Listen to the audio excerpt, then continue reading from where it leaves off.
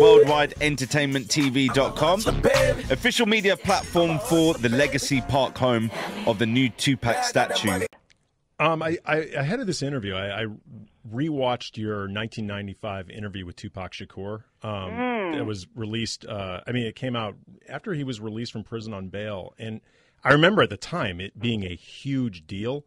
But also rewatching it, I noticed the energy between you and him was really interesting and alive. And I was wondering, how aware did he seem to you of just his charisma and this aura that I think people were both fascinated and even repelled by that charisma and just his overall just aura? Yeah. Well, I was definitely aware of it at the time because I felt like he was flirting through the interview. He was. But I wasn't used to that. So even Bill Clinton didn't flirt with me. So I thought that was sort of unnerving. And then I realized, well, if I had just gotten out on bail from charges of sexually assaulting a woman, and now I'm sitting down with a woman for an interview, I might be extra special nice. So I don't think he had a crush on me. I think he was just trying to be on his best behavior because he wanted to show that he could be nice to women because the charges imply otherwise. But I do feel like we kind of clicked at the same time. I mean, I had no expectation of that whatsoever. I didn't listen to hip hop. I didn't listen to rap. I knew of him. I certainly have listened to all of that for work, but it was not my go-to artist to put on my CD player, which is what a machine that used to play music. spinning shiny discs. So when people say that to me, I get a lot of reaction now to that interview, and that was a very long time ago. But I think that he was so smart and had so much to say in his lyrics, and actually has quite a few songs that present women in a very strong, powerful way, because I think his mother, despite her drug addictions from time to time, I think she was a very positive, powerful force. And he was full of ambition. So I think that he really thrived around other people who were young and ambitious, too.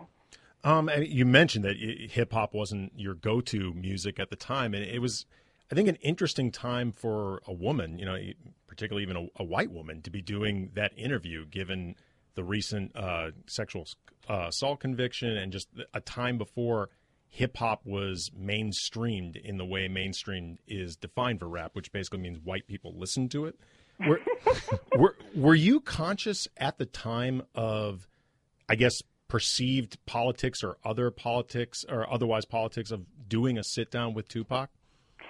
I felt like it was a good decision because he saw me as sort of the smart girl on MTV. Mm-hmm. I think that putting him with a woman was deliberate on MTV's part, and I also think that they didn't want a fan sitting down with him.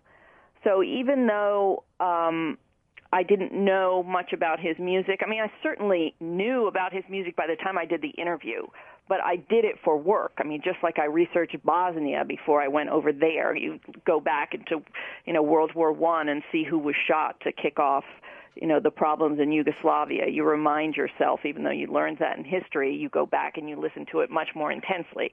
So I did all that with Tupac, and I also had copies of his new record. Although, the idea of sitting there in the studio with him and listening to it on camera, I couldn't think of anything more undesirable. It's like, what am I going to do while I'm listening to this music?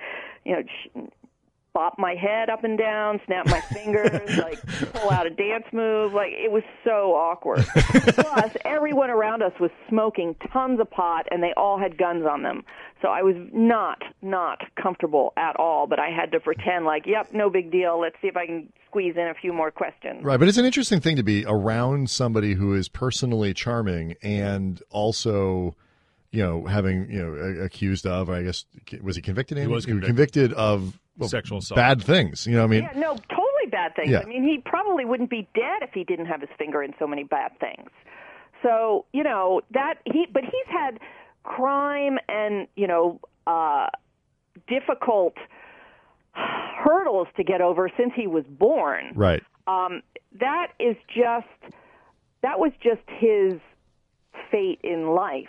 I wished that he had so much to offer. It would have been so wonderful if he had extrapolated himself from that culture and gotten out of this East-West rivalry thing and separated himself from Suge Knight. I mean, there were 1,000 ways that he could have changed the course of his life, but the culture did not encourage that, and certainly the music industry didn't.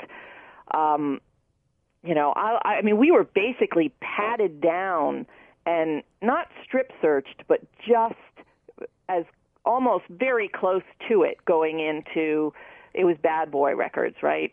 Suge Knight owned in Death Row. I could Google it now. I think it's whatever record company Death it was. Row. I mean, everyone was armed to the teeth, and they wanted to make sure that we were not going to start any trouble in there. Right. So, I mean, the closest situation I had to that in terms of being inspected and all my equipment and what I was carrying in my purse and whatever was interviewing Arafat.